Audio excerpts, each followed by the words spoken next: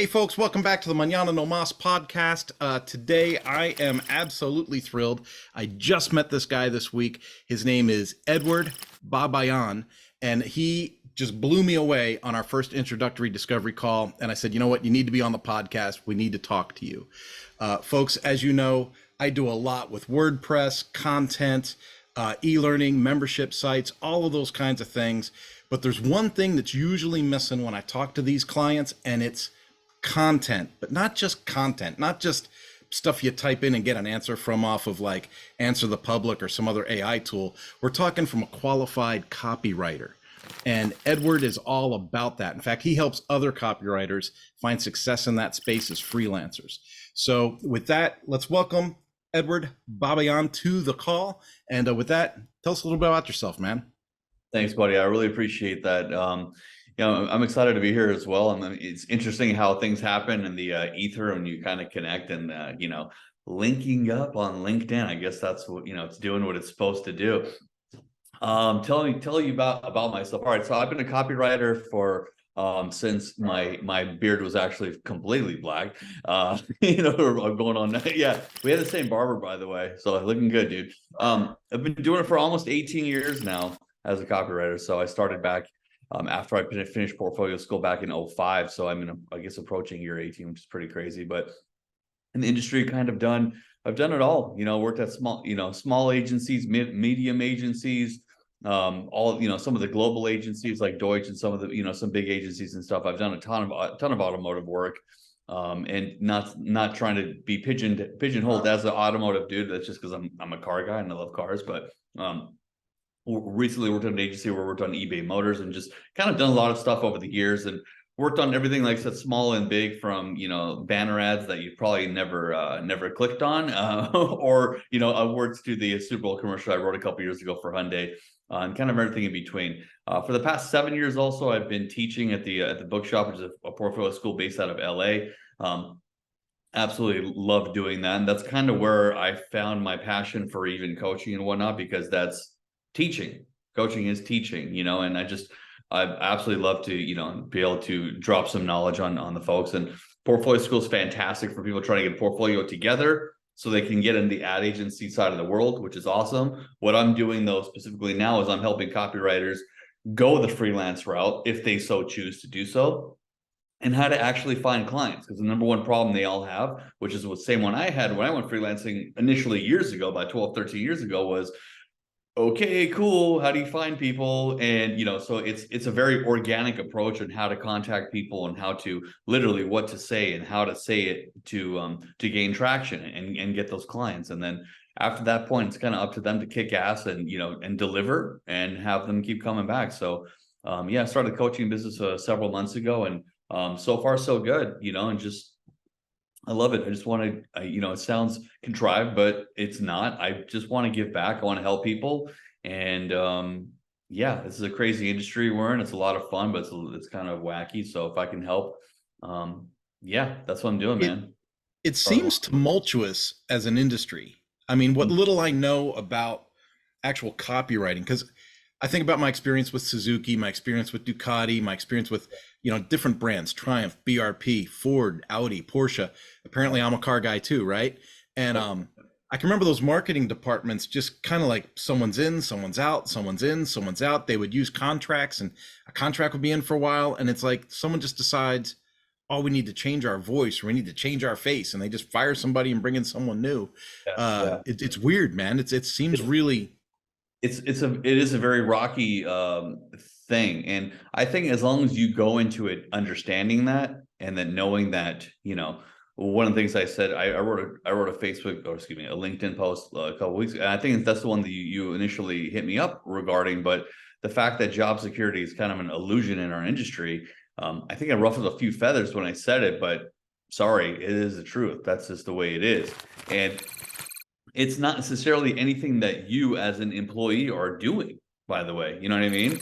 I have seen so many times over the years, I'm not going to name any names, but I've seen so many times over the years where things are rocking and rolling, going really well with the brand. And then all of a sudden they get a new chief marketing officer who comes in and just, there's a new sheriff in town. They're like, I don't like it. You know what I mean? It's like, I don't like it. and I'm changing. And you know what? Guess what? My golfing buddy and so is actually the chief marketing officer or chief creative officer of this agency. So see ya. Yeah. And all of a sudden that agency is now losing a X $1 million retainer, 20 million, 30, whatever, right? And lose money, lose a client, you lose money, you lose people, and that's it. One day, one of the first times I actually got laid off, I literally carried in trophies from an award show from the night before into my boss's office, and then I got let go the next. So I was like, okay. So listen, everyone has a different experience in the industry. Some people have been doing it for decades and have never felt that sting of getting let go. I have, in 17 years, I've been hit 5 times. So you get to a point where you're just like, okay, you know what? You got to start looking out for yourself. And while freelance could be tumultuous too in its own way, obviously everything's got its pros and cons. Yeah. You actually have more control over it though. You're going after your own clients. You can pick and choose. You can actually say, hey, you know what? I'm going on vacation this week, instead of, hey boss, can I have this day off? It's a huge difference, so you actually will have that leverage. And I've taken vacations, and I'm not trying to chest thump or anything by that means, but I was on vacation with my family. I was in Paris. I had my laptop with me. Client needed edits. I did it for half an hour in the hotel room and then went back outside. You have that luxury of doing that. And you can make a hell of a lot more money, honestly. Yeah. Yeah. Well, if you follow me online at all, I'm all about entrepreneurs and people finding their own voice, their own space, their own freedoms. It's I did it. I'm in my 50s now, man, and I did the whole 80 hours a week and 100 airplanes a year and trying to please somebody, whoever that somebody is. And at the end of it all, there's no reward. Like, it's, people could say you're the best and you're awesome and you're great and this is awesome, but that doesn't replace the time with your kids or your wife or the estranged relationships that you've had. It just, and if you haven't built it for yourself, then it's gone as soon as you walk out the door. 100%. And I'll tell you, like, I remember for me, it wasn't like this overnight decision, to do this. It was very much the analogy I give is the water dripping from a faucet into a cup, just drip by drip by drip by drip. Eventually the water is going to flow over, and it's not that one drop that causes it. It was the thousands before it, right? But give you an idea, when I was at a big agency back in, I almost said 015, geez, back in 2015, and every single night I would hear my boss, because he was like, maybe 10 feet away in his office, video chatting with his wife, helping put his son to bed. And I was like, in my mind, I'm like, dude, you should be home doing that. You know what I mean? Like, and I don't judge it. That's what you want to do. That's fine. But I'm like, man, I don't want to, I kept thinking ahead to myself. I'm like, I don't want to do that. And then I would see people who are in their 60s in the industry still grinding along, God bless them. But I'm like, I don't want to do that. I don't want to keep doing this. And then my dad, who was my best friend, he passed away back, about 4 years ago. And that kind of really opened my eyes to things. I was like, man, because I missed out on some time with him towards the end, even because I had work to do. And then I was like a light bulb went off, you know what I'm saying? And then most recently, a very good friend of mine was diagnosed with a terminal disease, and he's my age, and they have not given him very much time. And that like massively opened my eyes. I'm like, dude, literally no one's guaranteed tomorrow. So if that's the case, I'm going for the jugular. I'm going to do my own thing and pedal to the metal. And I'm going to help as many people as I can, and help them gain that skill. In the same way I've taught students at the portfolio school how to learn how to be a copywriter, you know what I mean? And be able to, have a career doing so. Now I'm helping people who have already done that for a little while, who have reached out to so many. The cool thing is so many of them have reached out to me and like, dude, this agency life is not what I thought it was going to be. You know what I mean? Like, how do you freelance? And like, let's talk, dude. Let's see if I can help you. And other people have hit me up like, dude, I fucking love this. Or sorry, I don't know if I'm allowed to cuss. I freaking love this. This is awesome. I'm like, dude, that's so cool. Godspeed, But yeah, I think the most important thing is understanding both sides of the coin, before going into it. You know what Yeah, I mean? But the give and the take. So exactly. I'm going to do something a little bit different than what I've done on some podcasts. I was really intrigued because we had just met, and I was like, "This guy's going to be on my show. I better see what kind of cat I'm really talking to." Mm. And what I really enjoyed was I went to LinkedIn and I looked at your recommendations.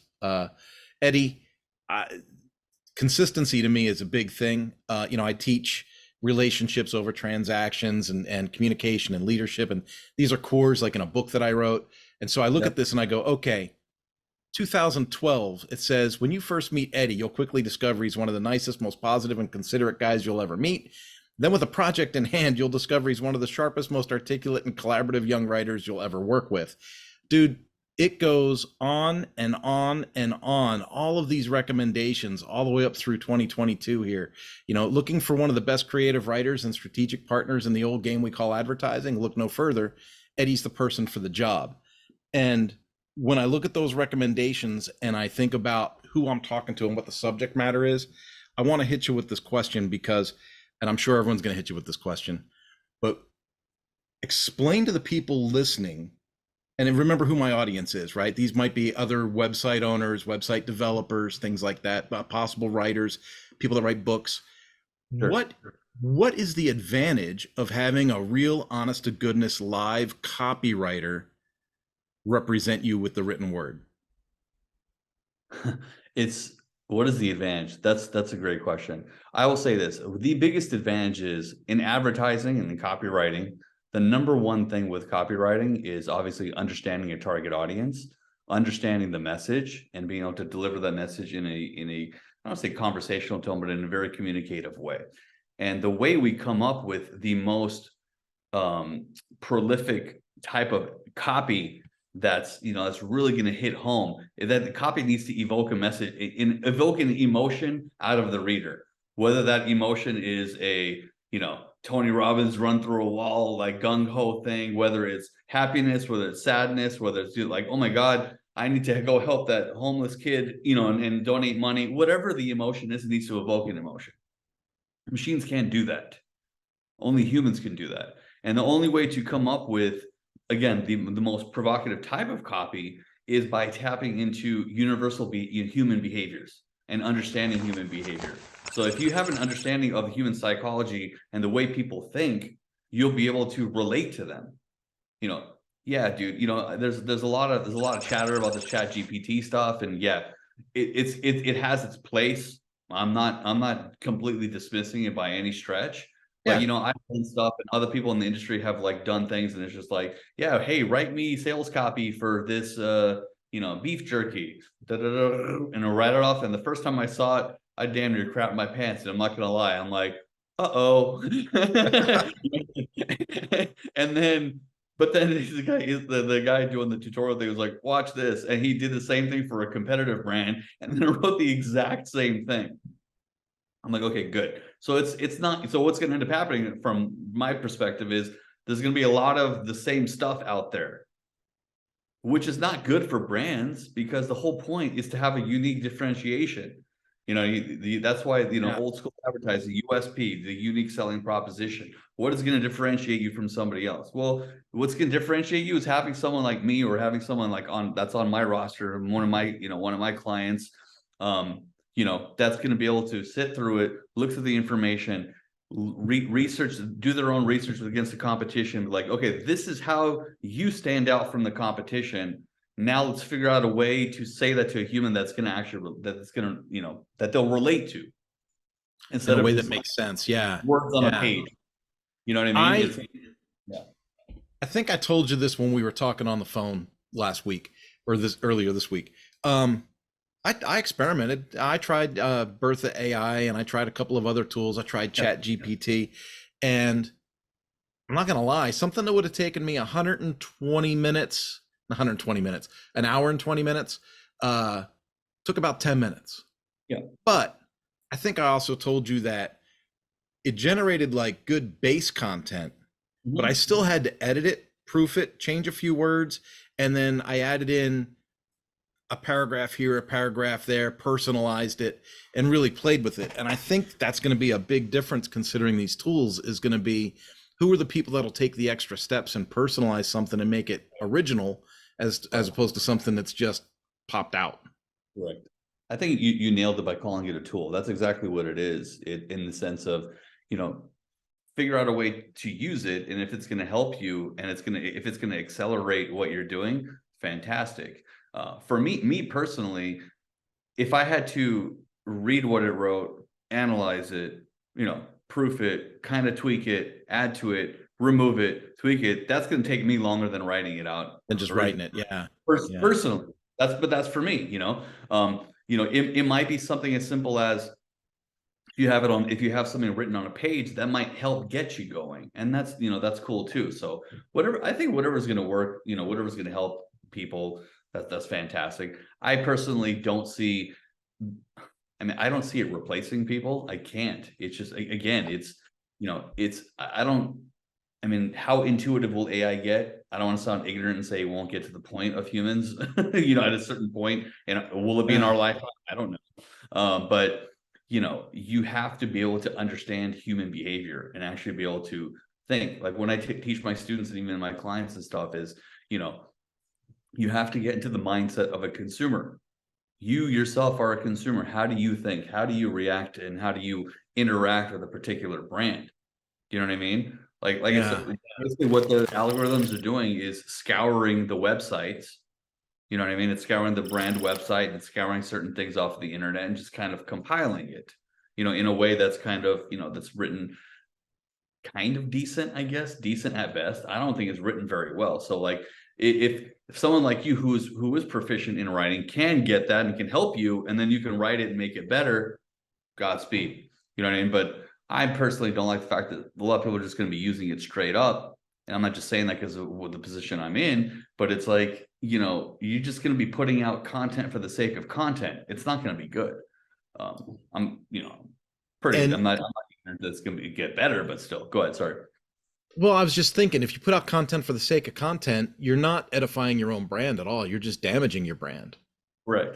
It's like when they discover that these, upcoming influencers on social media have so many likes but no comments, or so many comments but no likes, and then they realize, well, they just bought 10,000 or whatever, followers. Well, it's people that have a discerning eye will see right through it and then be like, why am I even bothering?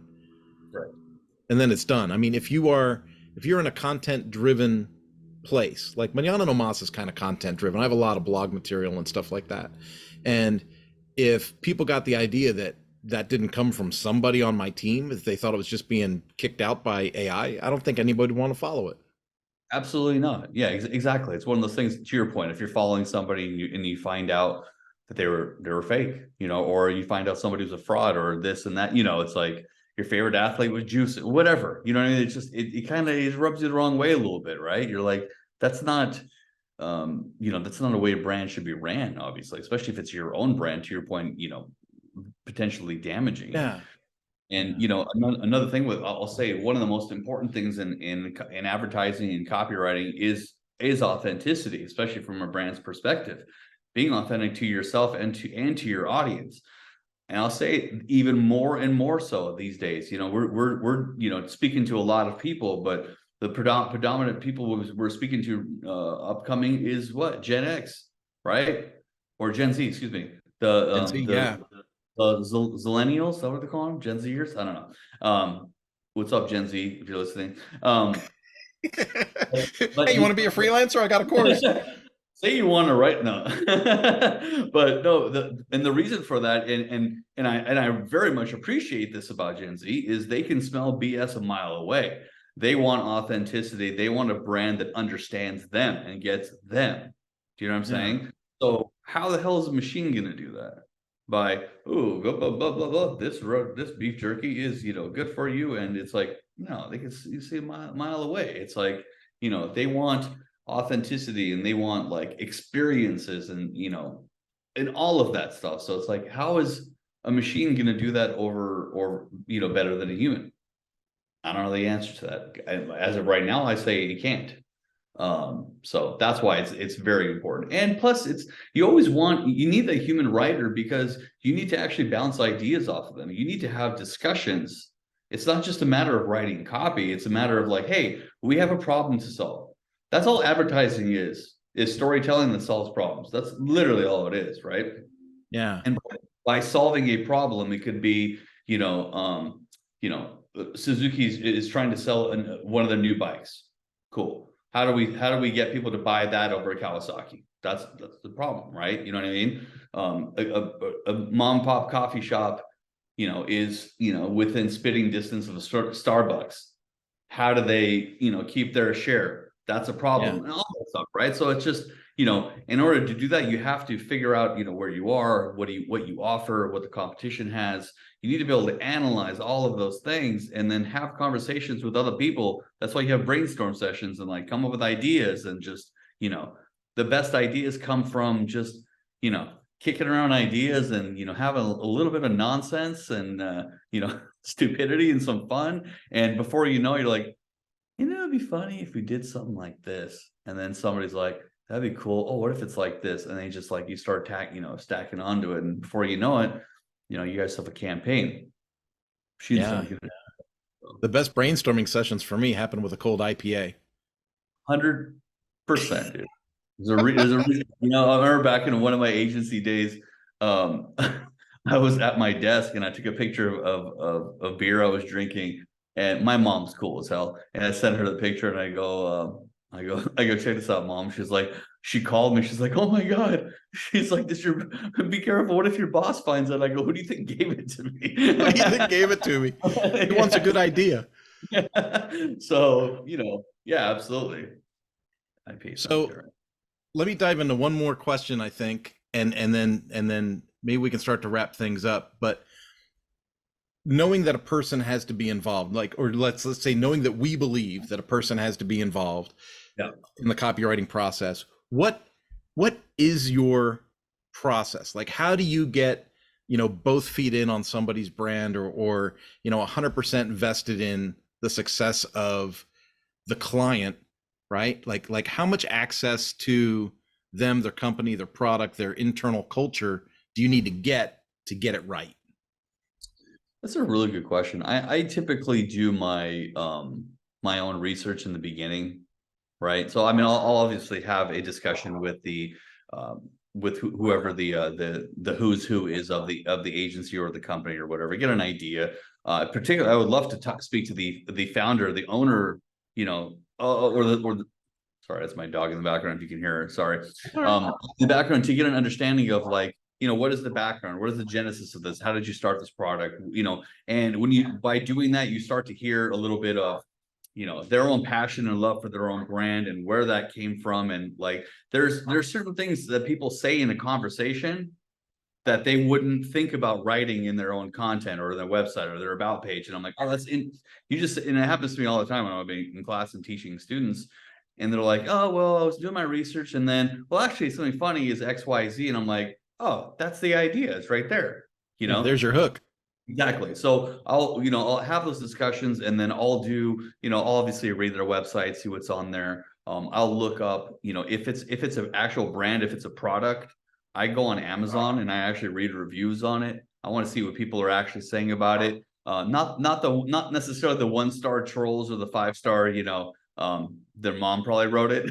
Yeah. What I mean? But like somewhere in between, about the 4.5, the 3s, 3.5, and like, what are some of the nuggets of things that people are actually saying?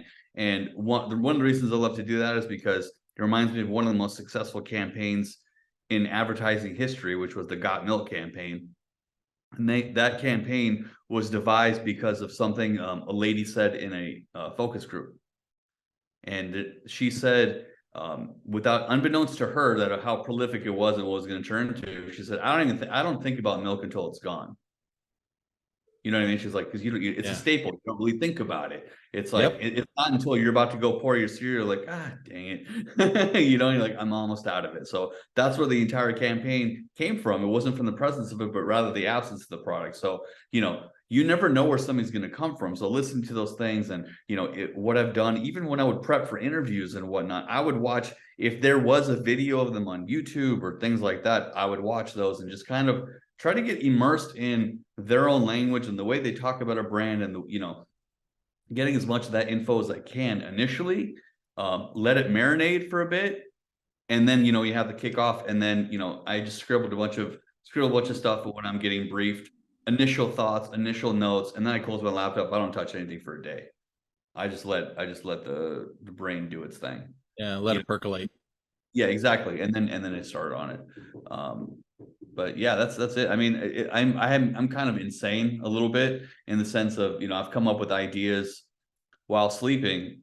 And I say that not to brag by any stretch, but because I'm like, oh, I have a big briefing tomorrow, or a big brainstorm session tomorrow. I would read my notes and briefs literally from my phone right as I was going to sleep. I'd read it, and then it's just like, it's doing something, and I'd get an idea and write it down. And sometimes it was good stuff, but yeah, that's my process. That's cool. Well, dude, I want to value the time that you've given me. I'm glad you were able to share and come on and tell me about it. But tell the audience, dude, what's the best way to reach you? One of the best ways to reach me, actually, I would say, is on LinkedIn. I'm on, it's Edward. Dog, I apologize. EDWARD. Last name is Babaian, so BABAIAN. You can also find me on Instagram at Edward EDWORD